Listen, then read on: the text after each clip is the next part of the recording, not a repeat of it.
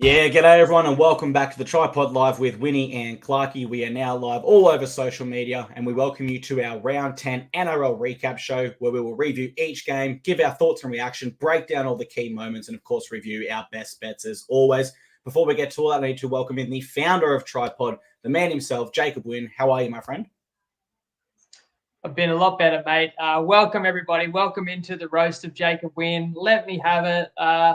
Had plenty of comments and messages in the last 24, 48 hours. Keep them coming because we're live. We're here to address everything. It was a shocking round. I'll talk all about the round very soon, but I just feel like this last game finished 5-10 minutes ago. It was an emotional one. It's an exciting one for you, mate. And I would actually rather we jump straight into the show talking about your epic win where your Titans hung on for dear life there against the Cowboys. Before then, I circle back and talk about the negatives. Perfect, mate. Well, let's do it. To our 100 plus people that are live with us here on Instagram right now. If you are new to the TryPod show, we are live every Sunday within 15 minutes after kickoff to recap the round. And every Tuesday at 5:30 p.m., you can catch us to preview every game, hand out best bets where the man above me has profited on the NRL for 9 years straight. With that in mind, stop saying that. No, sorry. You got to stop saying that now because people are sick of hearing that. And I don't want to lean on that either. Alrighty, well, we'll jump straight into the game and we'll stop saying that. Cbus Super Stadium, the Titans, they just hang on 20-18 there against the Cowboys. The line was set at -3.5 against the Cowboys, which they failed to cover in this one. My tip coming into this game was Titans head-to-head. I hope I gave you enough reasoning, though I do understand when I give out the Titans tip, everyone says, all right, he's looking at this game with one eye because I am such a big Titans fan. Look, brilliant opening 20 minutes of this game. End-to-end stuff, expansive footy, attacking footy, and it's what we love as footy fans. I know that the game's in this real awkward space where we keep having hamstring and soft tissue injuries, but we're always trying to speed it up with 6-to-goes and goal line dropouts, no penalties and stuff like that. But this style of footy is just so fun to watch, and it is better to watch than the classic grind them down, slow the ruck, 8 defenders get up, wrap them up, 3 in the tackle, peel out slowly. That's not fun to watch. This was a brilliant first 20 minutes, and I absolutely loved it. Worth noting, Winnie, I took a note saying with Kieran Foran going down and the final 20, the Titans do not have a fit halfback at the club. They then lose the only other person who can play halfback in AJ Brimson, and they lost both wingers during as well. Harley Smith-Shields going down in the final 5 to make sure the Titans had 0 players on the bench, which leads me to this comment. This was a Des Hasler type performance defensively. Like, I know that the Cowboys did get 18 points in the end, but when these sides were 17 v 17 and there wasn't this injury sort of crisis for the Titans where we had Isaac Liu come on for a winger, we had Bo Firma playing in the centers, we were all out of position, we had no halves. We kept the Cowboys to 6 for a large part of this game, and that try came off a kick. So I thought that was a really brave effort by my Titans, and I know we won't get the credit, but make no mistake, if this was a Broncos or a Roosters that put together this performance, missing key members coming into the game through injury, missing your captain, having 4 players go down within both of them your halves, they would be getting a lot of praises. So I'm going to sing the praises for my boys. On paper, yes, we only won by 2 points, but I was so happy with that performance. And again, Winnie, for the Titans, that means their last 5 games have been decided by 4 points or less. So the Titans are getting into arm wrestles. It's always an exciting time when we're on. And for the Cowboys, I guess just what we expect, Winnie. Like, this is a side that's good. This is a side that can compete, but they're just not putting it all together for some reason so far this year. And it's in patches when they do and inconsistent. In this one, I couldn't be happy with my Titans, mate. But what did you make of this one?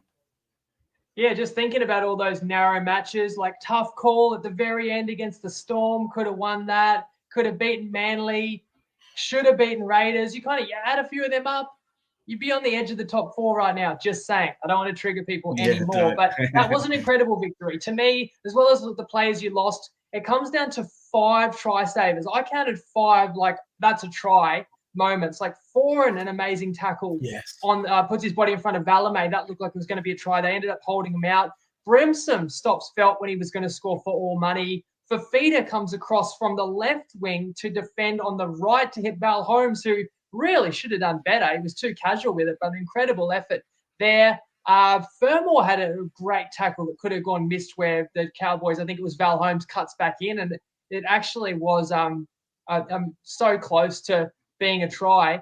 And I knew I'd forget one other, but that's at least 4. Oh, the very last one on the final play Yes. when they spread it right, and it's like Verrills out there on the wing with Liu, and you have to hold on because you've gone from 20-0 up to 2018 with the Cowboys knocking on the door, and you're about to be served one of the most gut-wrenching defeats of all time.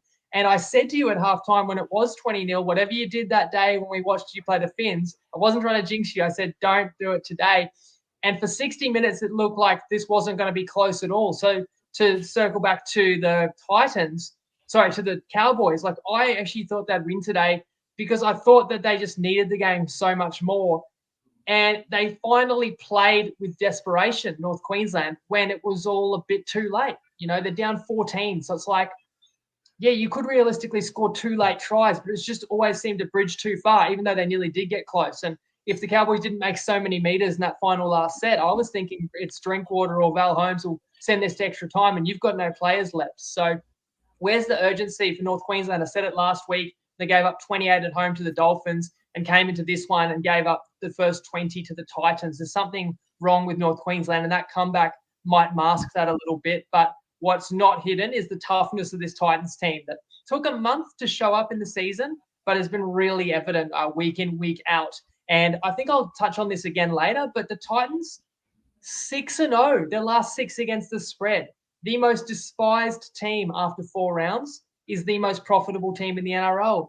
And I'm foreshadowing there because what was everyone saying after a month? Do not touch the Titans. Sometimes those teams that nobody else wants to back are actually the best bets you can find. Absolutely, mate. Those units I put on the Titans to start the year, I should have spread them out a little bit more carefully there. I guess final note on the Cowboys before we circle back sort of to the start of the round is I think they've missed a golden opportunity here. Like they're a struggling side. They need wins. They play the Rabbitohs next week for Magic Round. They're a Queensland team. They had an opportunity to verse second last today in the Titans in Queensland. And then the last team in Queensland, that was an opportunity for the Cowboys to build 2 games in a row and then come out the other side with some momentum. Now the Cowboys are coming out of it with more questions than when they came into it, and that is not good for a side that expected to be in the finals this year. Alrighty, mate. Not that you need to explain yourself, not that anyone's demanding answers, but I'm only opening the floor right now because I know you do hold yourself to such a high standard, rather.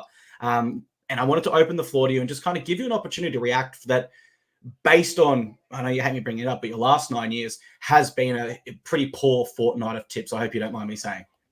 Oh, it goes back 5 weeks really, and people are demanding answers, and that's fair enough. And part of having the pod is the platform to give the answers. This is so much fun, and I love to come on and celebrate wins, but it's also hard after terrible times. And we went 0-3 on best bets. I mean, I'll go game by game. People will bang their head against the wall to hear this, but I can live with all 3 of them. I know I get killed for going against Brisbane. We'll talk about the game itself. I think Para was in it, but you give up multiple length of the field return tries again. And what did Para lose by in the end? Like 14, 18 points, something like that.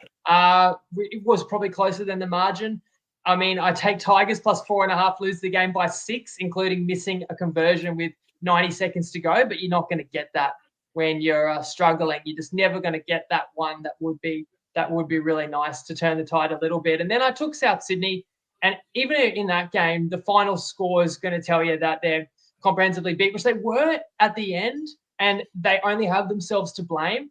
But it's a game where South Sydney had opportunities to take the lead, where it's within 2 or 4 points after an hour. And I really thought Souths had a chance to win, which is all you can really ask for +6. But you can't really complain when they do like lazy things or when they shoot themselves in the foot, because they've been doing it for now 16 straight weeks. So I lost my 3 best bets, and then of course that means the mixed matchup went down, and neither of my same gamers hit. And you can actually trace back now the last 13 bets. I've only won 2. I could say I could go on an 11-2 run, and when I say I could, I mean it's happened many, many times over the years, and a lot of people watching along wouldn't blink an eyelid, wouldn't hit like on a post or anything. But I go 2-11, and those same people will want me burned at the stake. I actually really do want to address a lot of the criticism and talk about my plan moving forward. But not everyone necessarily wants to hear that. So I promise I will do that at the end of the show. I got a fair bit to say, but I thought let's go game by game first if that's just what people wanted to come here for. However, I will open the floor to you and our followers. I do want to ask an origin question and put you on the spot, Clarkey. Nightmare scenario for New South Wales. Let's say, we know that, I think everyone knows the key injuries, but what if every injured player right now remains out for Origin 1? I'm talking about Cleary, Hines, Moses, Reynolds. I know Moses is meant to come back, but just say he's not. Who's your New South Wales halves in game 1? And tell us who you'd pick, guys, if none of those 4 halfbacks were available. Chris Randall, the mighty Titans 5'8" today. No, I think, look, Nicho Hines, the Sharks actually have released an official statement that said it was tightness, so there's not an injury there per se. So he probably could be good to go as well. But I think it's fair to say he'll be fit. None of those 4 available. Okay, well, then you have to lock in Matt Burton at 6, I believe. And then your 7, you are looking at options of Reynolds is down, Katoa not eligible, DCE not eligible, Cleary out. You wouldn't say Hutchinson, Moses unavailable. There's no one from the Tigers. Jackson Hastings, Ben Hunt's a Queenslander, no halfback at the Rabbitohs, Jerome Hughes Kiwi, Hines injured, Sam Walker Queensland, SJ not available, Titans have no halves, and Chad Townsend. It's between Chad Townsend and Jackson Hastings with your 5'8" is Matt Burton. Is Hastings not a Great Britain representative? So Great Britain can play for the Blues as long as they're representing like Scotland or something, I believe. Oh, sorry, but he's played for England. Hastings. Oh, then no, I've stuffed up. Yeah, then. Chad Townsend. And again, this is hypothetical. Like I'm saying, if Moses doesn't come back and if Hines doesn't come back, Blues fans are saying like, oh, surely one of them will be right. Why is Katoa not eligible? He's played for Tonga. Yeah, so he hasn't officially pledged to the Blues or the Kiwis yet. So he would, he is eligible. But I don't think it'll happen. But that would be the ultimate bolter. And his form has been pretty decent for the top 4 Dolphins, who we'll get to next, Isaiah Katoa. But just say all the injured players are currently out. You'd have to probably pick an out-of-position halfback. Like, could Luai partner Burton in the halves? Luai might play 7 next year. Burton did play 7 last year. Completely out of the box one would be Coruscant at 7. And then you pick like Robson or Egan at 9. But New South Wales probably still going to be okay with someone like Hines or Moses gets through next week and is available. But you're obviously starting to get nervous at this point. And a player you didn't mention as well, Luke Brooks, also not playing halfback right now. But, it starts to drop off a cliff probably if the 4 that we mentioned, if none of them were to be available. Fingers crossed for not only Blues fans, but the sake of an exciting Origin series, Mitchell Moses or Nicho Hines makes it back in time, which they are expected to. But that was definitely a fun experiment. You had me racking my brain for answers. There is a lot of injuries. And you came to Chad Townsend, so not what Blues fans wanted to hear. We're probably just being cruel because we're a couple of Queenslanders speculating on a worst-case scenario for New South Wales. Couldn't help it. Mate, we love our Queensland Maroons. All right, let's dive into it, Winnie. Let's go game by game. Let's go back to Thursday night. We're at Suncorp Stadium, and the Dolphins upset the Manly Seagulls, 30-24. The line was -1.5 against Manly, and of course, they do fail to cover that. I did tip Manly in this one on the preview show. Remember, I didn't have too much great confidence. The stats were so even that I kind of went to a gut feel because they were in a camp and they did play well in Las Vegas after a camp. Pretty poor reasoning, and I kind of regret that tip, man. Like I haven't been high on Manly all season, and I've been copying it on Instagram. People saying you're a Manly hater, so I kind of gave in a little bit, man, and went for the Seagulls. And when I actually have been, respecting the Dolphins, a lot of times I've been on them a few times, I've tipped them a few times. So yeah, I'm disappointed in myself there. But going by the Dolphins' last 5 now, because this is a good win, I'm not sure if I have them in contenders yet. Just because they do have those 2 losses in there to the Broncos and Knights, but we've also got to acknowledge they've been nowhere near full strength in their roster for those last 5. So it's been ultra impressive, despite maybe not touching into the contender category just yet. I came into this side unable to get a clear read on either side. I think Manly dropped slightly again. Dolphins rise slightly in my books, but not too much changes there because it was a tight contest with injuries that no doubt hurt the Seagulls coming into it.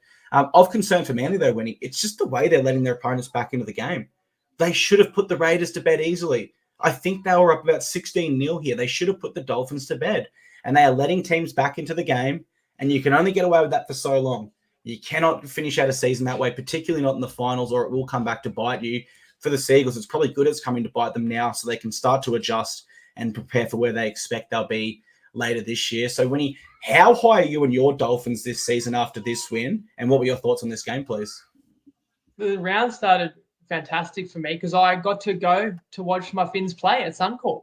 By the way, I love that you changed the graphics and now we can see the scores even when the comments come up. That's just a nice touch. And even I tipped Manly. Like, Manly was a slight favourite and I didn't take the start with Dolphins. So I thought Manly would win narrowly if you're pushing me, but it was clearly an important game. It was 4th versus 5th, but realistically 2 teams that I see more like fringe finals teams, and they're not necessarily both going to make the finals, and you're going to look back at games like this and getting the 2 points there can be a 4-point swing. So obviously the Dolphins still with star players out, like still the star power of Hammer and Flegler out of this team, but Herbie was back and Herbie looked outstanding, and I actually want to single out Herbie, not only because he was unreal in his return and is an absolute star, but it was 16-6, I believe, not 16-0. The Dolphins got the first try from Ewan Aitken intercept, but then it was all Manly 3 straight tries. And watching the game, I actually thought the Finns were only just hanging on and it was all Manly. And I really felt like the Finns would just be happy to get to halftime if they could get there. Like, once the Finns scored 1 try, we were saying the Finns will be stoked to go in within a try. They went in front. But it all started with a grubber kick in behind and a bouncing ball in the in goal that Herbie had no right to get to, which he laid out midair, tapped it back in onto the foot of Turbo, which then set up a dropout for Manly. And the Dolphins scored 3 straight tries, scored off that set. Then the Trey Fuller try, which was just spectacular to see in person.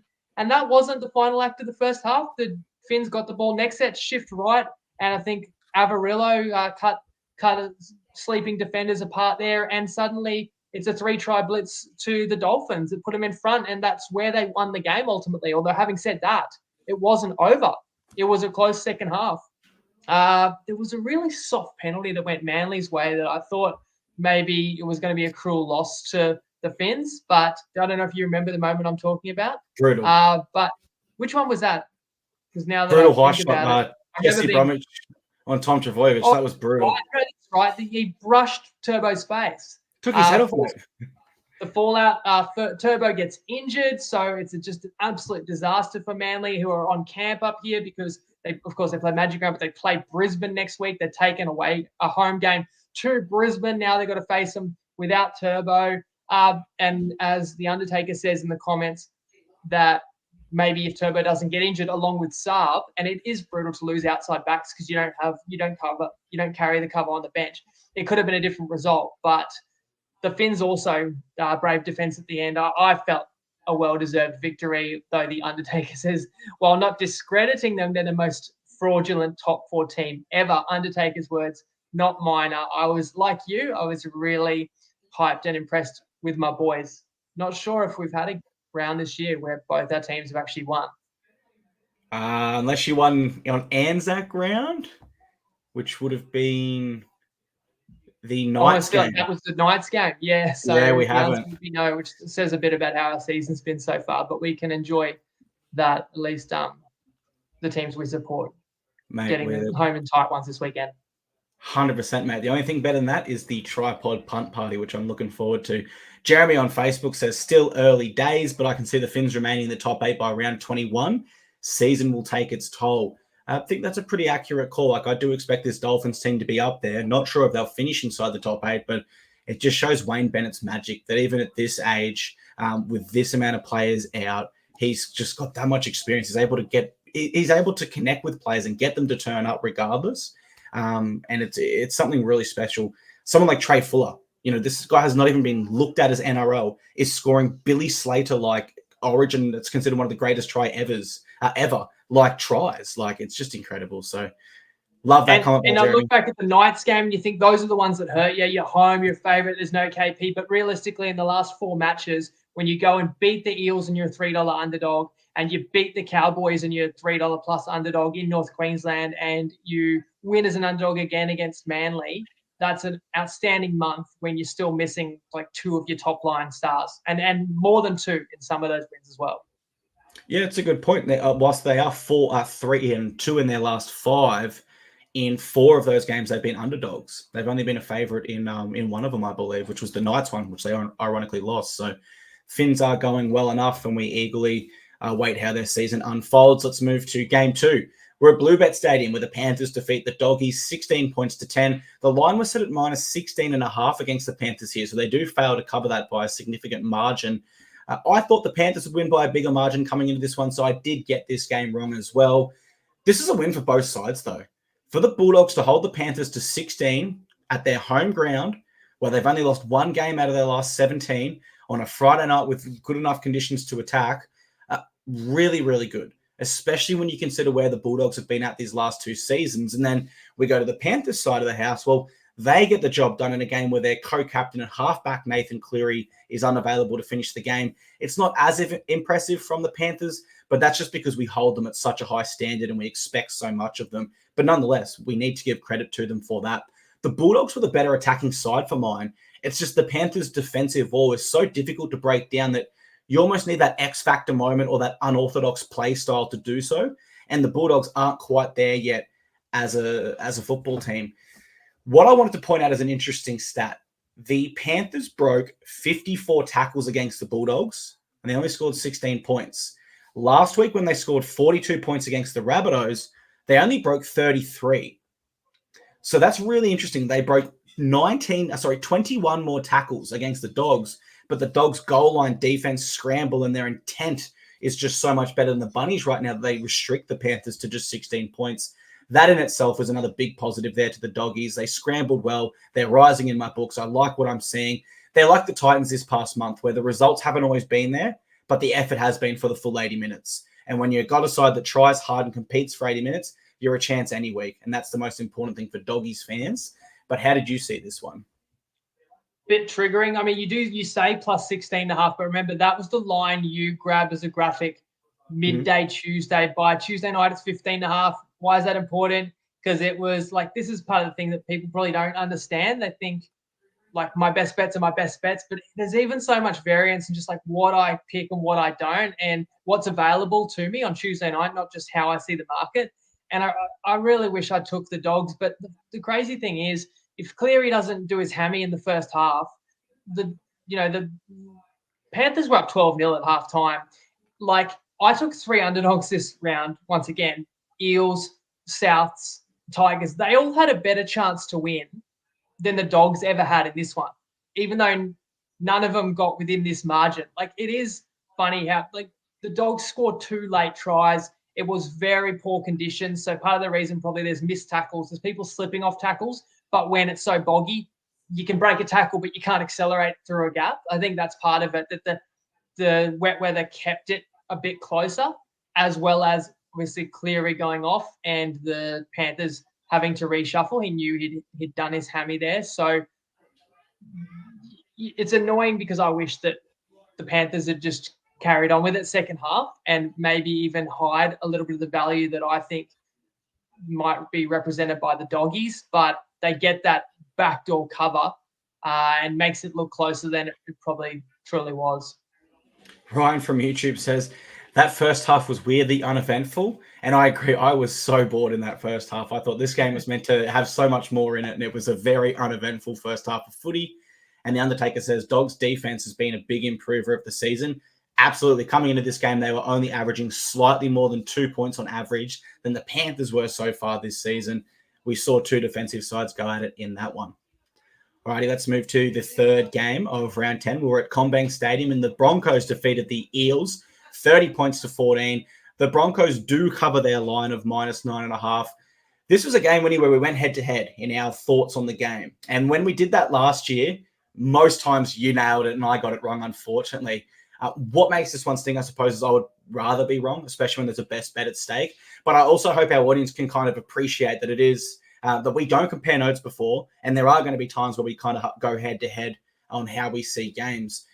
I thought Broncos 13 plus coming into this one only because they'd shown me they can compete without Adam Reynolds, whereas the Eels had not shown me that without Mitchell Moses so far. Additional to that is the fact this is their 10th consecutive loss where Clint Gutherson doesn't play. So they really do struggle without those two players in their side. Despite all of that, I don't think the Broncos were overly dominant here. I just thought the Eels' attack was so flat. Outside of Blaise Talangi's individual efforts, and the Broncos, for all their players they had missing, they're still a great defensive side, you'd say. But the Eels' attack was just really flat in this one. Further to that, the Eels, they completed at 62%. I believe that is the worst of any side so far this year. And that percentage of completion is not going to pressure the Broncos of 2020, let alone this side. Really poor by the Eels there. How do you see this one, though? Because I know we had a tough best bet loss on it, but our better same game multi also falls short by just needing one Eels center to score, I believe, as well, right? Yeah, so the better same game are like the tiny things that make the difference. It was $10 odds, needed a center on each team to score. Cobbo did score. Penasini is over the line. He's beaten his man and somehow just fumbles it into the body of Ezra Mam as he tries to ground it. Sean Russell spills an inside ball. I think it was Sivo caught a bomb, tossed it infield to him, drops it late. Like you get either of them and you get a $10 winner, but close with no cigar, but it counts for nothing. Like this is another game where, because everyone's used to the Broncos doing what they do and everyone expects Brisbane to win this game comfortably, and then Brisbane wins by 16 points, and people can kind of shrug it off and say, well, yeah, I expected that. But it's another one where I'm coming out of it like, anytime I dare do anything against Brisbane, I am going to just the wildest things are going to happen to me, because I'd love to know how many times a team will score a try from inside their own half when they didn't start the play with the ball. So there'll be a turnover, get the ball, and take it back the other way for a try. I'd love to know how many times that happens in a season, because it's happened like 5 times against my best bets this year, and it happened twice in the first half. Like Para gets the better start. There's a 3-on-2 chance to score, but Dylan Walker gets jammed. They drop the ball, and Reece Walsh goes the other way and scores. And then they get another breakaway, clean line break, 2-on-1. It's a fullback to beat. Simonson, who played rugby sevens for New Zealand, should know how to deal with open field. Walsh balks him and plays at the ball, somehow doesn't touch the ball, but Para drops it. So I'm like, okay, Para's had 2 awesome chances to score, and out of that, it's 1 try to Brisbane, none to Para. Having said that, Para still gets back in the game, attacking the Broncos line late in the first half with a chance to be in front. I really feel for you, Ryan, who says he had +4.5. The Eels were down 4 in the first half, attacking Brisbane's line. It was, again, really poor conditions. Are really, really wet out there. So kind of unpredictable things can happen. And sure enough, the ball goes to ground for Para, and the Broncos take it back the other way right before halftime. Absolute killer blow, which puts Brisbane up 10. Not the first time in the last 3 weeks that I hear the commentators say that the team I bet on is unlucky not to be leading, but they're down double digits. So still second half, Parramatta scores first. Now, very lucky try. To your point that Para's attack wasn't great. It's a 1-on-1 strip by Brown to score. So it's a super lucky try. It gets Para back in the game. But then even then, the class of Brisbane, I think that's the difference. When you bet on Brisbane, you're betting on classy players to do classy things. So I talked about Walsh, but at one point, Mam sums up the situation, inexperienced fullback, chips for himself, scores a beautiful try. That's not unlucky at all. That's an amazing player that I chose to bet against doing something amazing. It'll happen. But another Brisbane try, they drill a grubber across the in goal. It's pissing rain. 5 different players miss it, but Cobbo gets it in his fingertips and grounds it an inch before the dead ball line. Meanwhile, at the other end, as I said, Penasini can't get a grounding. There were a couple of other tries that the Eels muffed in the second half as well. So it just felt like I couldn't get a single break. And of course, trust me, everyone has let me hear about how could you go against Brisbane, how obvious that was. I just hope that means that all those people had great big bets. You need to watch the pod every week. I think you just put your biggest bet you can on Brisbane to cover the line every week, right? If it's that easy, I'm telling you that a different night, that game's in the balance once again. And I'm not saying Brisbane didn't deserve to win. Brisbane deserves to win, but like Para had much better shot than say the day before what the Dogs had. But the Dogs only lost by 6. Para lost by 16. And I think as well for the Eels, although they are losing, as Junior Polo touched on post-game, is the effort's still there. And that kind of ties into what you're saying, right? Where even when you had them for a best bet against Manly, there was some things, well, there was a lot of things actually that went against you in that one, such as goal kicking, Mike Acevo, sin bin, etc. So rather unlucky, but I guess that is the thing with punting. You do need luck on your side as well in such an even and level competition. And give credit to the Undertaker, says he was on Brisbane having the explosive plays and it played out that way, which is a fair call. Even in the rain, like for them to come up with 30 points. And I know Ryan says Brisbane's had a lot of tries like that, but my point is most teams will have very few tries like that in a whole season. Yeah, Brisbane has had a lot of them, and they've all been against my best bets. Like, to me, that's what I would call an anomaly. But this weekend, I started to wonder if there's something else at work here. Like, obviously, when you're down on your luck, to say the least, and when you're in as big of a rut as I am, you start to think, like, I could get any team beat. Maybe let me know, guys, who do you want to miss the finals or make the finals? I'm starting to feel like fluky things are going to happen. Like we'll get to the next game. Sin bins, players get injured when they're about to score a try. You name it. I've had it all last month, that's for sure. You have, mate, as the Rabbitohs fall to 0-15 against the Lion. I believe you moved to 0-5 against the Broncos so far this year. So we'll see how it pans out in the long run. 0-16. 0-16, sorry. Oh, my not bad. so sweet 16. But I was actually talking about Tamworth, where I think the Tigers would have scored the opening try of the game if Toa didn't tear his hamstring and then miss the rest of the game, which created a lot of havoc in the West outside backs. Certainly did. Let's move to that game in Tamworth. You mentioned it. The Knights defeat the Tigers 20 points to 14. The Knights do cover their line of -3.5 in this one. And I came into this one tipping the Knights, but it was purely due to the forecast at the time, which said a more than 50% chance that it would rain. I did play it each way, which was a little bit cheeky by me in the preview pod. And from what I saw, I actually admit that I still think the Tigers beat the Knights in normal conditions. And of course, when I started each way bet, I said, if it rains, I'm with Knights. If it stays clear, I think Tigers can win. So, I went Knights. They are now 3 from 3 this year in wet conditions. It seems to suit their game style because they don't have that X factor anymore without Kalen Ponga, although he was there for the Dragons one. But for the Warriors and this game here in the wet weather conditions, that grindy style, that suited the Raiders so much last year. A very similar style is what the Knights seem to have adopted, particularly when the wet weather kicks in. Goal kicking here. I mean, Sullivan kicks 1 from 3. And it was a game where there was actually 3 tries to 4. So that hurts a lot there. The one Sullivan goal kick I want to really single out as just a very low IQ play was they say to the referee, we do not want to kick. So the referee says, beautiful, time off. Then they say, actually, we do want to kick. So he sets up the tee and time is still off. The referee does not blow time on until you approach the ball to kick. Maximum until it goes over the post. So from the time you walk in to when it goes over the post, he sprints in and just boots it like it's an under 7s kid getting the kick for the final game of the year to win a Macca's MVP free Macca's meal award. I don't know what was doing there. Like the IQ of that to not just take a second and think, I don't know. I don't know what happened there. To add to that, so Zach Lomax kicked 3 from 4. He kicked a 2-point field goal and he kicked 2 penalty goals. So that's 12 points there from kicks. Man, super unlucky here that a best bet misses out. Did you switch games there in your mind though? Because that's the Dragons in the next one, but we're talking Tigers Knights. Sorry, I did. I meant to say the Knights. Sorry.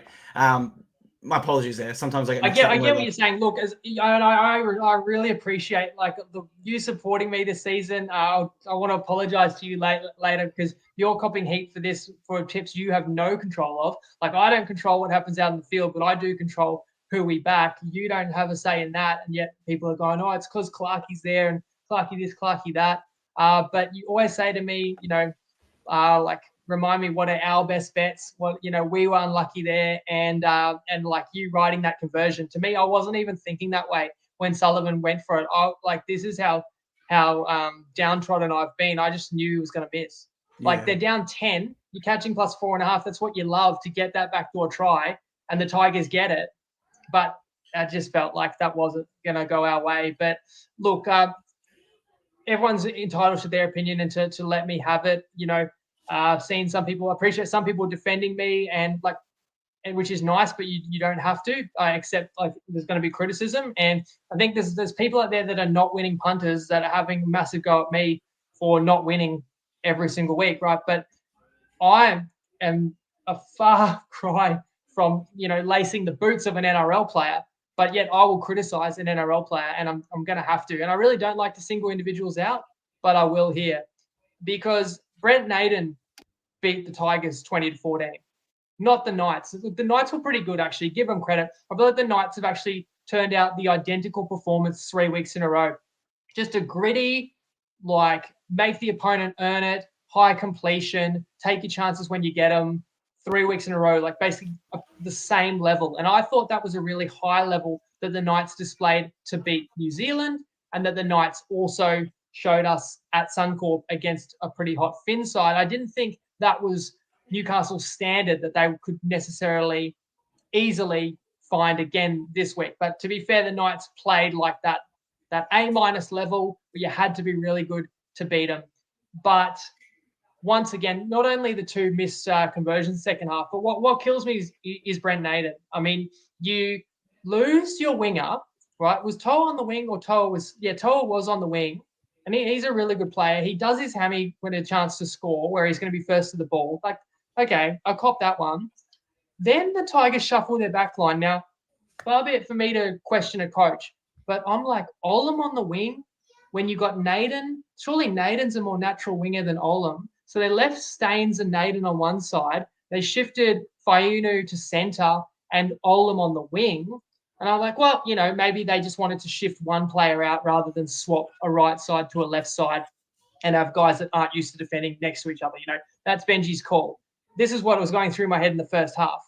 And sure enough, Naden being at right centre ends up being the worst thing that could have ever happened to my best bet. I mean, the game's in the balance. Second half, Coruscant with an unreal kick from dummy half, from inside his own half. He gets it to pull up in the in goal. But Naden misses a tackle that results in an 80-metre line break for the Knights, and I think they score off the back of that. At the big end of the first half, the Tigers are in front 6-4, and Naden from centre decides in wet conditions he's going to run around the Knights team from his own 30, gets bundled into touch. The Knights then force a dropout, and the Tigers kick it with 10 seconds left on the clock. The Knights score on the buzzer. And then in the second half, Naden has another opportunity, tries to go around outside again because he didn't learn his lesson, gets thrown into touch, has another line break where he drops the ball in the play the ball. And you know how when a player drops a ball and lets his team down and, everyone's got a lift and says one set, which player is never the one to miss a tackle the next set? The guy who dropped it. They are the most determined defender in the whole team. If you've just dropped the ball, the one thing you're not going to get caught is sleeping for the next set in defense. He dead set is a traffic cone for Bradman Best. I know Bradman Best will make you look bad, but he can't even slow down Bradman Best in the one-on-one to score the decisive try as well. So I could kind of say Naden had a hand in 4 tries, good and bad. And when you lose by 1.5 points, I am a bit salty. And look, if you don't like me and you're coming for me, which plenty of people are, then this is all just excuses and whinging. But I'm just telling you how I feel. I do feel really hard done by. The Knights played a bit better than I expected. And I didn't know that the Tigers, would have a player that would sabotage them. So it was actually a 14-on-12 bet. But it's not a game where I took the Tigers and it was clearly the right side. It was more so a game where you're catching points. It's a competitive game. You definitely would like to win those ones at least half the time. But in the run I'm on, I wasn't going to get it. Yeah, man, I don't think it's sitting here offering excuses, just a perspective of how you saw it, right? And at the end of the day, the best bet still goes on the record as a loss. It's not like we go, oh, well, this happened, so we're not including it.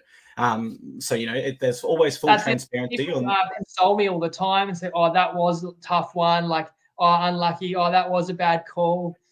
But it doesn't save me from like what the losses add up to, or if one game is a win or a loss, it could be the difference between like 10 extra private messages that I have to read on like a Saturday night. Like, it means something to my life, but we move on. But the thing about the pod is we don't forget about what's happened every game, every bet. Like, it sits on that record for the whole season, and it sits on the overall record forever. So you can't say that we hide the losses, that's for sure. Absolutely. And when you came into this show, you said, let me know some teams that you think, you want them to make the 8 or whatever, because there's a bit of a voodoo over you. I don't know if you know this or not. Brent Naden versus your team next week, Sunday, 6:25 p.m. I'm going to tip him right now to score a try, just because of what you just said about him. He's going to score a try, Brent Naden, maybe even first. Hopefully not for your Finns, but I'm just throwing that out there as a possibility. All right, let's move to game 5, where I accidentally jumped to a little bit earlier there. Sorry, my notes got jumbled up in the translation from Word to a Pages document on my MacBook. But it's all sorted now. We're at Nostrada Jubilee, and the Dragons defeat the Rabbitohs 28 points to 14. There was a -3.5 line here against the Dragons, which they do cover. My tip on Tuesday night, I believe it was either Dragons by 10 or Dragons 13+, which just holds on thanks to Latrell Mitchell missing that final conversion. Speaking of, he kicked 1 from 3. This is where I was at earlier. Apologies. Where the Dragons kicked 3. Sullivan also kicked 1 from 3, so easy mistake to make. Like, you weren't wrong when you said that. Yeah, and my brain jumped ahead. Whereas the Dragons kicked 3 out of 4 regular goals, 2 penalty goals, and 2-point field goals. So that is 12 points alone there from goals for the Dragons. And I actually don't think the Dragons were that impressive in victory. I thought as much as anything, the Rabbitohs would just pour and beat themselves in this one again. In their first week under Ben Hornby, a new coach with new systems and processes implemented, and a big star returning in Latrell Mitchell, we got a 66% completion rate through 15 errors. Additionally, their kicking game. Now they have Cody Walker, a 5'8", and Dion Tiapau, who's a young 5'8" as well. They kicked almost 300 meters less than the Dragons, and both combined had less than Ben Hunt. So not having a genuine halfback there really hurt the Bunnies, I thought, particularly from a game management perspective, which we know to be so important in wet weather conditions where fatigue plays a factor. That was the key difference for me. They weren't able to build any pressure through their kicking game, and Ben Hunt was with his. That piled pressure on Sows, and they responded with additional errors, which is really unfortunate, but common in wet weather conditions. They couldn't defend those. Well, you know what? It wasn't that they couldn't defend their errors. It's they had poor discipline when they were defending them, giving away the penalty goals and not having the effort to get there and block the 2-point field goal attempt, and just little areas of their game lacked discipline, I thought, and it really added up for them throughout this contest. Unfortunately, another best bet does go down in this one, but we want to get your thoughts on the game, please. Yeah, you said -3.5 again. That's what it opened. Plenty of people were jumping to fade the Dragons and were proven correct. It was 4.5, 5.5, and I got a flat 6 on Tuesday night. And one of the games where I talk about when the line goes our way, but in this case, it was 6.5. Well, it was 6.5, was available by Saturday, but as well as some 5.5s. So didn't get the absolute best of the number there, though I always strive to. It's another game. It's so easy to absolutely drill me for it afterwards because I took South and they hadn't covered a line for 15 straight. But there's another one that I'm reasonably comfortable with. I think you nailed it there with your assessment. Like the difference between the teams. Look, later in the game, the Dragons forward pack was definitely on top, and the Dragons looked to be finishing the stronger, even though South scored the last try. But the kicking game is the difference. I also think you're going to look like a better kicker when you got a fullback that can't deal with the kicks. Like Latrell Mitchell, if you don't see the game and you just see the highlights or whatever, you're going to see he scored a couple of tries, both of them diving on a ball in the in goal and grounding them, which sure, like to be there, you give a player credit. But there's 3 different times where Latrell couldn't deal with a kick from the Dragons. Like there's one that he was so nonchalant, which I know it's Latrell's style. Like I don't blame him for just like acting really casual, acting cool, catch the ball, trot up to the line. Because I know in a way that's the way he plays, and he conserves energy to a degree, and he can actually turn it on. But he got so lucky with one that he muffed in the in goal that the Dragons didn't capitalize on. He had another one that he completely spilled that the Dragons grounded for a try. And there's a third Dragons try that's a grubber in the in goal, and there's no fullback in the picture when the best fullbacks in the competition know on fifth tackle that grubber behind the line's coming. St. George actually scored another try from a grubber in behind the line, which was the opening try to Lomax, which I don't expect the fullback to get across to the wing. And I'm not calling every try off a kick lucky, but that was more of a case of inexperience in the outside backs for the Bunnies, because they did have a few players unavailable in this one. And I still thought there was enough of a core. And I thought Cody Walker 200th game. And yes, we understand they've had poor results lately, but this is South Sydney, they had come off playing the Panthers, and who was the other opponent? Fire before that. And one other really strong opponent. And this was actually a more winnable game. And I felt like Souths had a chance to win. I mean, there's a try disallowed right at the end of the first half where Souths actually could have gone in front, but it's not given. And then the Dragons kicked the 2-point conversion. But I'm with you 2-point field goal. I'm with you that the lack of awareness and desperation is very symptomatic of a team that's just not switched on. So I was really disappointed. And it's one where it feels easy to say afterwards, like, oh, Latrell wasn't match fit. But I thought that the fact that he wasn't injured, he was suspended, the fact that his team needs him more than ever, that he could actually come in fresh and raring to go and fit. But he looked like he was playing a preseason game. So it's one where afterwards, I know Latrell cops a lot of heat. So if people give it to me for expecting a bit more than that, but I did. And yeah, I think the Dragons didn't beat themselves. Unfortunately, South Sydney did. I'll tell you another moment that kills me is Rabbits score first in the second half. They're within 2 points. Maybe that's not right. Maybe they've cut the lead to 4. They were down 10 or 12, but they're down about 10. They've cut the lead to 4, and they've put up a bomb, and the Dragons have dropped it cold. Havili picks it up. He has 2 players unmarked to his left. If he finds either of them, like Whiten, or might have been Jacob Gagai out there, he finds either of them, you got a kick to go in front. He double clutches the pass and then allows Lomax to knock it down. Now, it's still a scrum feed to South, but South didn't score from that set. So it's just these moments. I can't understand why you're going to double clutch when you just got 2 guys that are just begging for them to be passed the ball and score. So Souths are a confidence team. They need a couple of those breaks to go their way to feel they're in the game, and then maybe you get more out of them. Instead, they drop their heads at times.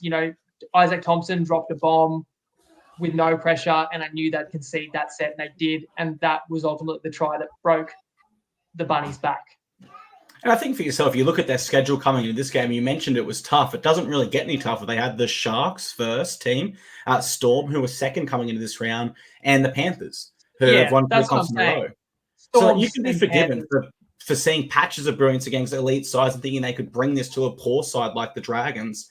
Unfortunately, they weren't able to. And you mentioned there how they dropped their heads. And that's something that's it's been a theme of their seasons for a long time now, where when the Bunnies are on top, you cannot stop them. But once they drop their heads, Cody Walker, Latrell Mitchell, they look to fight and push and shove instead of playing clean and creative football. And there was a comment that rolled through a little bit earlier by Colt on YouTube, and I've got to pause to read it out. I really love it. He says, I think it's harder to win on the punt on betting in the NRL now. I think the way games are played and the interruption in games, such as head injury assessments, bunker issues, captain challenges, etc., it stops the momentum. And that's the thing, when the Rabbitohs were at their best in the last few years, they were able to have momentum and just continue to steamroll teams and roll right over the top of them. Now with all these stoppages, it's showing you need a genuine game-managing half. And they didn't have that in Lachlan Ilias. They didn't have it in Dean Hawkins. And they certainly didn't have it with 258s this round. So really great observation there by Colt. And I'm going to double down on it and say that probably is the issue for Bunnies at the moment. Among many. Oh, yes. You could point out many more, but that's probably a good starting point for them. All righty, let's move on to Game 6 at Amy Park. The Sharks defeat the Storm here, 25 points to 18. The line was -2.5 when we recorded our preview pod. However, that moved to -6.5 against the Storm once the news broke that Nicho Hynes is ruled out. And I'm going to be honest here, Winnie, I'd love to sit here and claim it. I tipped Sharks head-to-head on our preview pod, but I know in my heart I changed that tip to the Storm once Nicho Hynes was ruled out. So I did get this one wrong. I could sit here and lie and claim that I nailed it, but with that Nicho Hynes, I thought the Sharks would get toast there. But what a win. I mean, we spoke on the preview pod how important this one is mentally to not only just turn up and compete, but actually win. That was the big key here, because the outside noise and the critics surrounding the Sharks has always been they are flat track bullies. They will smash every bottom 8 side, but when it comes to beating genuine contenders, they cannot do it. They get into an arm wrestle with the Melbourne Storm at Amy Park, where the Storm have not lost since round 2 last year in 427 days. And without their halfback in Nicho Hynes, who's won at Dally M, with Cameron McInnes playing 5'8" alongside a rookie that's 3 games into his career that was cut by the Melbourne Storm at the end of the 2021 season, I just can't say enough about the Sharks. This was one of the best wins that you'll ever see in rugby league. They've shown that they do have premiership credentials. And I do feel sorry for the Storm, because I thought Harry Grant should not have been sin-binned. I thought other calls went against the Storm. But I still feel comfortable sitting here and telling our viewers that the better side won on the night, and that was the Sharks, who faced adversity in losing Nicho Hynes on short notice and responded brilliantly. All I hope now is that Nicho Hynes comes back next week from that calf injury, because I really want to see this Sharks side contend against the Roosters next week, who are running as hot as anyone, and the Panthers in coming weeks, which now they're without Nathan Cleary, it's not as much of a blockbuster for them, but certainly their schedule gets a tiny bit easier there. What a game of footy, Winnie. We thought it would be game of the round. I think it was game of the round. How did you see this one? Yeah, it was very exciting. And my view of the game before it was, how was this line 6.5 at the start of the week again? And I said that on Tuesday. That was when there was no indication Nicho would be out. Like, the line closed 6.5 or 5.5 with Nicho withdrawn on the day of the game. So it was just a wrong line open the week. And Undertaker took advantage of that. And I remember when I looked at the game on Tuesday, like, it had already come into 2.5. And I'm thinking it's still the side. You know, I talked about Sharks is still the side for me, but I don't quite take it. Definitely would have played the Sharks if there was a 4. And then the news breaks that Nicho's out on Saturday night after I've just seen my third best bet goes down. And I think, well, the punting gods probably spared me there, because I would have been on Cronulla plus 2.5. And then I would have got Nicho out pre-game and get terrible closing line value, and the Storm probably wins it now. But no, in fact, Cronulla still won anyway. So it's another one where, like, easily could have been a best bet, doesn't end up on the board, and I have to watch Cronulla go in and win even without Nicho. I think Undertaker says it there, like, the injuries are pretty major at this point for the Storm, although Farlongo was fit and had some amazing moments. And we talked about this preseason, Clarky. This guy's too good to be a backup fullback. Like, someone's got to snap him up. Like, absolutely electric. We're 12 all at halftime, but the only reason the Sharks got the leveling try is on the back of the Grant sin bin, which is just insane to me. And you can't blame Atkins, I don't think, because the bunker told him it was a sin bin, is my impression. It's not like, I appreciate the ref sometimes needs to get tipped off about contact on the kicker, but I think they also advise the punishment rather than Grant Atkins hearing, oh, he took his leg out, because there was contact on kickers this round that didn't even get a penalty, result in a penalty. And this is one of the softer ones. I'm thinking it's a soft penalty. It ends up in a sin bin. Like, I just can't understand what they're saying. Like, if that's the precedent, then anybody brushing a kicker for the rest of the year is 10 in the bin. It's such a massive moment. And, like, in the NFL, and I'm a massive American football fan, so they punt at the end of the downs, and they have rules that protect the kicker. And if you hit the kicker badly, it can actually reset and be a first down to the offense, which is almost the same as a turnover. But they distinguish between making contact with the plant leg versus the kicking leg. Making contact with the plant leg is far more dangerous. The body weight is through that leg, and you can really blow your knee out. I do appreciate Lachlan Ilias broke his leg, and it was his kicking leg that got hit. And I think that's what's caused this chain reaction. But hitting a player's kicking leg, where, let's be honest, this big leg, swings through and sometimes hangs out there and can get brushed. I mean, this is going back a few weeks. It's a bit of a deep cut, but Drinkwater's leg was actually hit after he had a 2-point field goal shot against the Dolphins a few weeks ago. They made nothing of it, and they had a chance to look at that. And we know that the Warriors forced extra time on a play like that. These are drop goal shots that I'm talking about, but I don't know what you do as a defender. You just cannot afford to get near the kicker. It's too high of a price to pay. Not that the Storm didn't have a chance after Grant comes back on second half. I still want to give a heap of credit to Cronulla because all they've heard is that they can't beat a contending side. You went down and snapped Melbourne's year-long win streak without your best and most important player. And, of course, they only lost Trindle a couple of weeks ago. So it's a gritty win. It's a fantastic win for Cronulla, even acknowledging who Melbourne had out. And, yeah, we won't really talk any more about Magic Round yet, but that does shape to be match of the round next week. I think it's Saturday night as well. Looking forward to that one. I suppose 2 points to round out this game for me is, number one, I do agree. We need to get away from the times when Bo Scott would absolutely hammer JT 1 minute later after he kicked an origin. That's too far. But, that wasn't a penalty back in the day. And what we're seeing now as a sin bin is worlds apart. It's an overreaction based on the Lachlan Ilias injury. We do this as a game. We did it at Magic Round 2 years ago where someone got knocked out from a high shot and all of a sudden anything that clipped the head was a sin bin in Magic Round. It ruined the weekend. And we're seeing an overreaction now again based on a really unfortunate incident injury to Lachlan Ilias. My second point when he actually leads us into this next game, and that was that Dylan Walker left the field with an ankle injury because his foot was touched when he kicked the ball. And the referees did nothing about this. Was it tough contact to the leg? No, but it touched the leg and nothing was done there. So not only an inconsistency over the round, an inconsistency just one game later, which is unfortunate for us. And this is skipping ahead, but are we nearly done? We're about to talk Roosters Warriors. We can move to that now, yeah. So you mentioned Dylan Walker. It's funny you say that because this is another game where I said I could find -10.5 $1.99, but I couldn't find a -10 or a -9.5.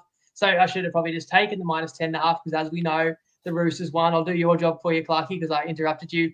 Roosters won 38-18. So the Roosters won by 20. I left that on the table. Would have not been a reverse sweep, if I could have a win like this. But, hey, if I was on the Roosters, they probably would have lost. But the crazy thing, if I can skip all the way to the end, is the Roosters were never in danger of losing this game. At one point, they led at 26-0. It was 22-0 at halftime.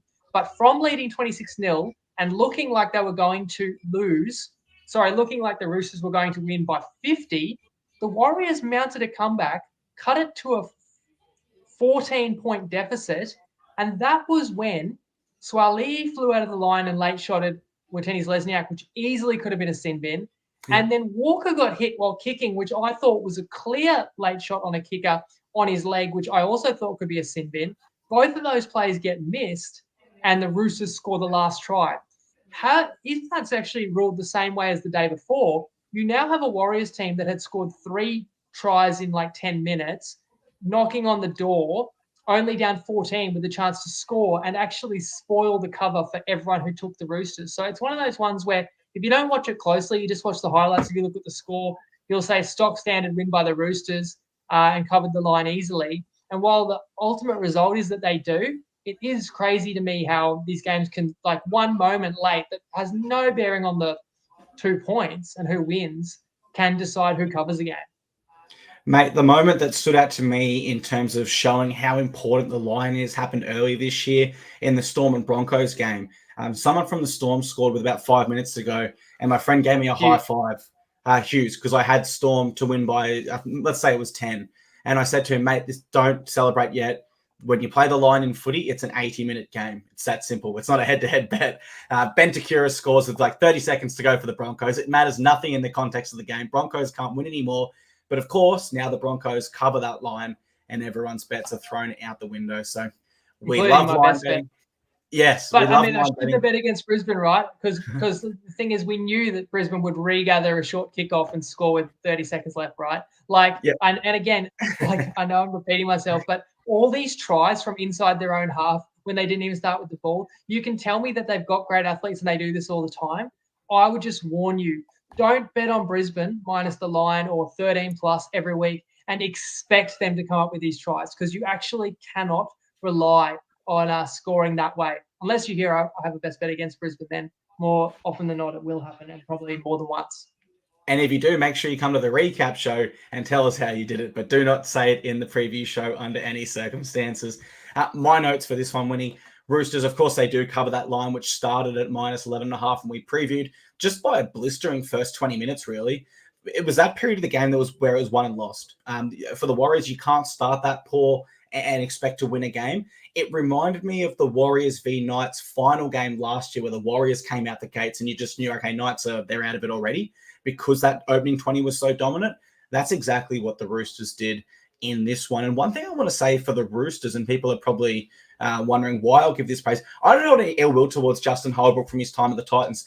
I actually think he's a brilliant attacking football coach. He got Papua New Guinea scoring points in the Pacific Championship as their head coach. The Titans were first on the ladder if you stopped games at halftime. If footy games went for 40 minutes, the Titans were your minor premiers.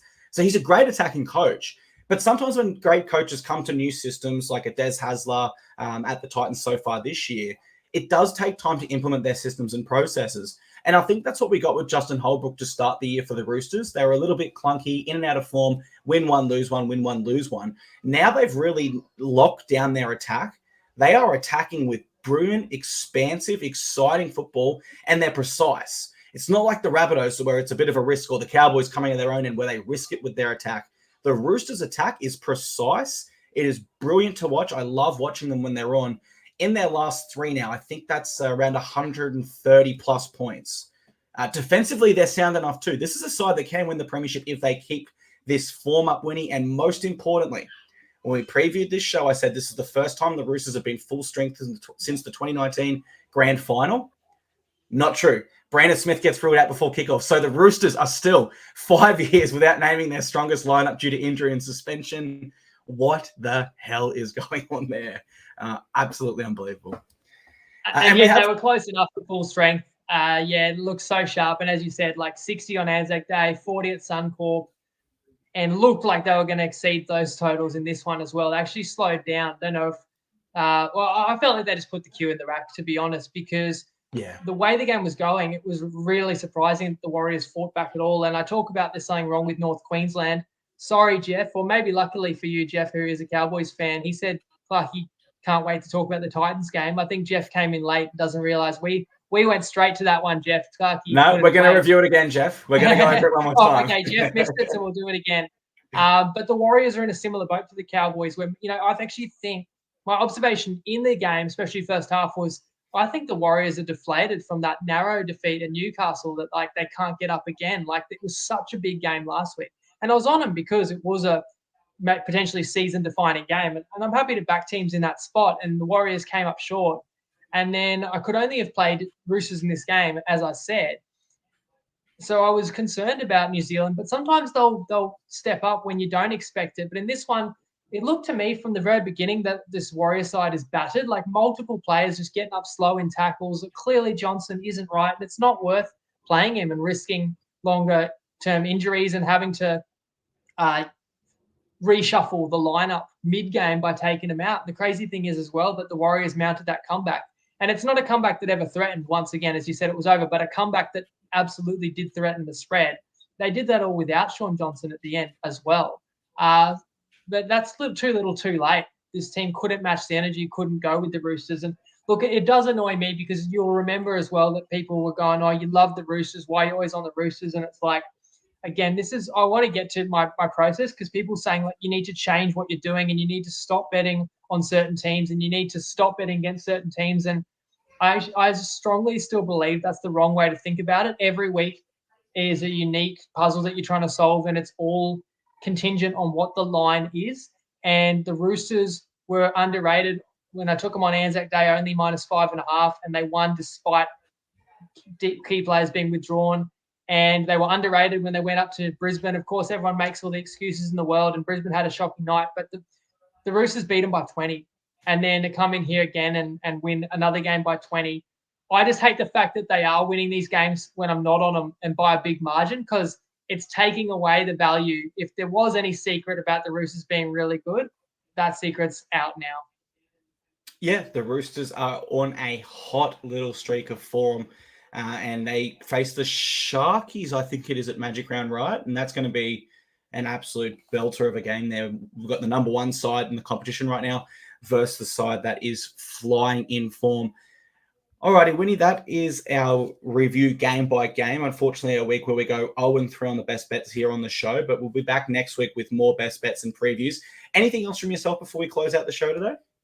Yeah, sorry, this will be a longer one because I did want to address, like, I've had that many people message me, and I always think if one person messages you, 20 other people could be thinking it too. So hopefully there aren't that many people out there thinking some of the nasty stuff that I read this weekend. But anyway, let's say one more positive. Happy Mother's Day. I don't know if there's any mothers watching us right now, but the mums, to all our mums, I hope everyone's mum had a good day. My wife, who is the mother of my household, I had to apologize to her for being stressed and about the tips, to which she said, just remember they are only tips. And I just thought to myself, it's so true, and yet you just don't understand.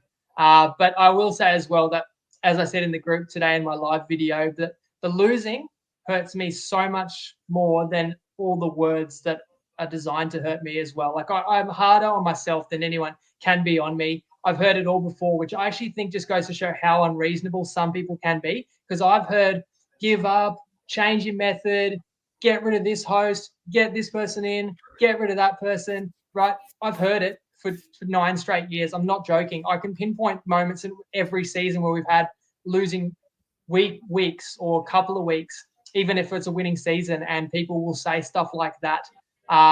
And so when I've heard it when it wasn't warranted, then it actually makes me realize that, yeah, people are going to say unreasonable things. But I actually think this is probably the worst I've ever gone. And if I ever deserved to cop it, it is now. But I've basically heard it all before. But yeah, 2-11 is extreme. I feel like to put that into context, I think if you could take any line and you could give yourself 12 extra points, now you would be like $1.20 favorite, not $1.90. And if you could back $1.20 favorites, you'd probably go 11 from 13. Or to put it a different way, my tips are probably equivalent to someone who's taking a line 12 points worse than what it is. Like trying to back $4 underdogs. You'd probably be happy, or you'd roughly expect to get about 2 out of 13 at like $4 underdogs. So it's like so hard to do. So I appreciate that it's been extreme, and like a lot of venom has come my way. I know that some people ask me, are you okay? So in the sense of the best bets meaning everything to me, like it does hurt. But from the comments, again, like 2-11 is bad. How many people following remember a 2-22 run? Because we had a 2-22 run in 2018. I remember literally somebody made a Facebook page just to abuse us and to say how bad we were. And look how bad tips are from free. It was actually someone that ran a paid tipping service. And they said, that's what happens when you follow free tips. You get that. And that season, we actually still salvaged and had a 58% season and still ran like 70% many weeks after. But the people that crucify you for 2-22 don't come back and say, well done or thank you when you go 40-15, after that. But that's okay. I've heard it all before. Like, you work for the bookies, so that's why you're losing. You give me too much credit if you think I'm losing on purpose and that I actually can pick the winners. You have no idea. If that's what you believe, then like I don't want to try and convince you that I do know. Like, that's actually up to everybody. I'm not going to tell you how good I am. I'm just going to tell you what I think, and you have to exercise some of your own judgment in terms of how you use that information. Because I had one person angry at me. Oh, I would have picked a winner in all these games, but I respect your opinion. So then I didn't bet them, and then you were wrong and you cost me all these winners. And I'm like, it seems like a pretty easy solution. Like, it's not my fault that you respect me. Like, you can just start backing the winners. I had someone that they got my guard down and said, hey, mate, I've got a few concerns. And I started messaging, and by the end, it was just them hurling stuff at me. Stop betting on the Eels. Stop betting against Brisbane. Stop betting on the Tigers. And I'm kind of like, hang on, if you're telling me who to bet and start betting on the Dolphins. I'm like, if you're telling me who to bet and who not to bet, what do you need me for again? Like, couldn't you? Like, I don't manage everyone's money and put it on teams they don't want it on. Like, it is people's decision. And again, everyone said stop betting on the Titans after round 4. They're 6-0 against the spread since round 4. The Roosters, why do you love them every week? They're the hottest team in the comp. Manly, you guys don't get it. Manly's so much better than you think. Manly's fallen off a cliff. Like, these are just examples where we were right, but there's plenty of others where like I've been wrong as well. But I'm just saying, it really isn't that simple that like I can just change my method, do it differently because this isn't working. Like, I want to be completely upfront with people and say that I really am not going to change anything drastically. So I don't want to mislead anyone to think I am. I know that an easy option out would be to say, yes, guys, I've done a review. I'm going to change some things, kind of keep it mysterious. I know a lot of people would do that, especially if it was like your first year doing a pod. You'd be like, oh, like my method wasn't working. I'm going to start a new method. Let's see how the results go with the new method. To me, it's like a little bit of a cop out. Like people acting like I've never adapted in the last 10 years. Like things that worked before we started the pod didn't work in 2016, 17. Those things didn't all work in 18, 19, etc., etc. Like I've always had to adapt. I always will continue to adapt. The thing I hear all the time is, why are you going against Brisbane every week? Like, okay, again, if it's that simple, just take them every week. Because if that's a free winner or an automatic loser, I look at the line and I judge it, and I actually don't regret the last 2 bets against Brisbane, where I thought Para was in the game, and I'm losing track. I can't even remember the last game I went against. Oh, I think was it the Tigers game first half, where Tigers actually won the stats in the first half, but of course didn't cover the first half line. Again, like the people that tell me to stop taking teams, I'll never forget Anzac Day in 2018, where the Roosters always play the Dragons, of course, and we used to give out like 4 or 5 best bets per game, and we had 4 best bets all on the Roosters. They got some dodgy calls. I'm telling you now, I can still remember Nene McDonald put down that was not a try, given to Dragons win the game. And I remember copying all these messages that day, and people literally messaging me, you have no idea, the Roosters are garbage, stop backing the Roosters. They went on to win the comp that year and next, and we rode them a long way. But nobody will ever come back to you and say, sorry, like I was wrong with what I said to you, or well done. So it is hard when you get one-way feedback from people that would never acknowledge anything good. But having said that, I still critique myself as hard as anyone. I'm not so arrogant or self-assured to say nothing's wrong. You do definitely lose confidence. You do definitely soul search. Like part of me is saying from an analytical sense, because I do kind of have that analytical mindset, that if you go to a heads or tails simulator and you simulate something 5,000 times, you are going to find streaks of 10 plus tails, and you're going to find streaks of 10 plus heads. So if you were trying to get a heads and you got 10 plus tails, you'd be like, I'm never using this coin again. But there actually wouldn't be anything wrong. It's just probability and laws of averages. You do actually get runs even when you're doing nothing wrong. And a TryPod best bet is better than 50-50. It's certainly been proven to be for a very long time. Whether it still is moving forward, I probably have to say that goes back to the individual. You've got to decide. Like, I've lost 11 of the last 13. If you've lost the faith and the trust, like I completely understand. There's never a more important best bet than the most recent best bet. Like every best bet, I always feel like there's more people watching it than the previous one. Like we all remember what's happened most recent. So I completely get that it is important, and it's not like I'm oblivious. Like I feel the heat, and I know how important this is. So you guys have got to ultimately decide how confident you should be, because I'll continue to share the bets. I'm not hiding the results. It's not like I'm sweeping under the rug that the results are really bad. The record is there on the screen, and I talk about the results every week. And some people actually say, you got to stop talking about the negatives so much, which is why I put this, at the end of the show. But you're hearing from someone who is on a terrible cold streak what I think is the best bet. You don't have to play that blindly, is probably my final point. Although, actually, my final thing I'll say, Clarky, is again, I'm sorry to you, because it does reflect poorly on you, and it's not your fault. And that does remind me too that there's been different structure of the pod for many years, and I've had several co-hosts. And so I think it is a fair question that people have said to me, you're not doing as well when you don't have like someone else to bounce the tips off, like someone else who's has a handicapping expertise. And I take that on board. But I would just say every single year, whether I did 6 or 7 straight years with Alex, and as well as doing a season on my own and a season with Adonis, like every year I always handicapped every game independently. And it was only after picking who I liked myself, then we would collaborate. And yes, that meant that we applied a filter and we'd find where we agreed or disagreed and it would change the tips. But there are challenges to doing that as well, because I ultimately will own the results, and you're not always going to agree with every bet with your co-host. But I definitely understand the most important thing about the TryPod has been and always will be the bet results, which is why it kills me. But I never would make a decision that would be anything other than what I believe was the best interest of the best bet results, because I've definitely been accused of neglecting the best bets in one way or another, or even, of course, the extreme, being told that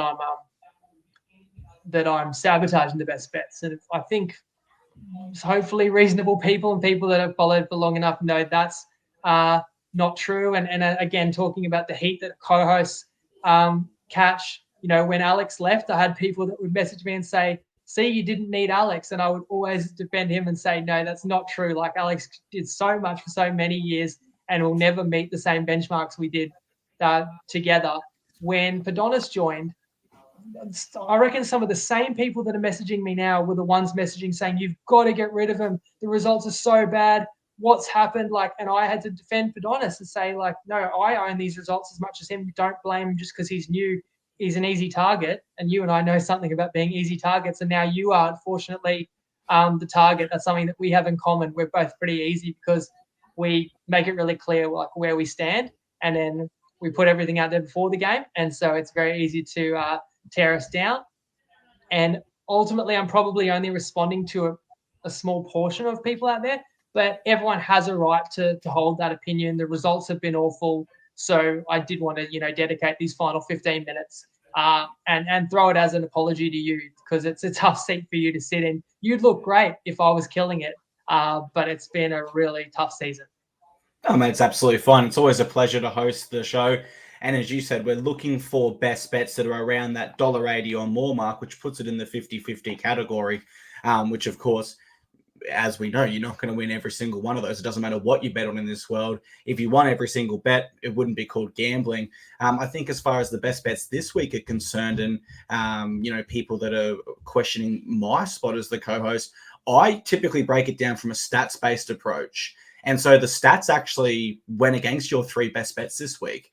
And we don't have a gun to anyone's head saying you must back the best bets. So certainly you can use your own footy knowledge in conjunction with the stats I give you and Winnie's perspective, and then make your own mind up as to whether you like that bet. And as Winnie pointed out in the previous show, if you really dislike the bet, it's actually more likely that because we have such a great large community here and a family for the TryPod, we will influence that market and move it towards the way Winnie's thinking, which gives you a better opportunity on the other side there. So plenty to digest there to finish the show. Winnie, anything else from yourself, mate?